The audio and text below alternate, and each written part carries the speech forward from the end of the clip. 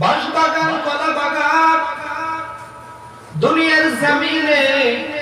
আমাদেরকে যদি কোনো ঘরের মধ্যে আটকাইয়া বাতি নিবাইয়া দেওয়া হয়, থাকতে পারি না, বড় ভয়, বড় ভয়।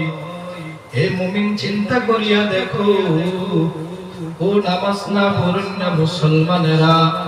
ও আল্লাহর হুকুম পালন না করেন না মুসলমানেরা, একটু চিন্তা করিয়া দেখো, কবরের ভিতরে, গুনাহগারের কবরের মধ্যে মায়ার নবী বলেন 70 থেকে 99টা সাপ কবরে থাকবে। এই এক একটা সাপ এমন ভাবে দংশন করবে, বান্দা ফজরের নামাজ না পড়ার কারণে যোহর পর্যন্ত, যোহরের নামাজ না পড়ার কারণে আসর পর্যন্ত, আসরের নামাজ না পড়ার কারণে মাগরিব পর্যন্ত, মাগরিবের নামাজ না পড়ার কারণে এশা পর্যন্ত, এশা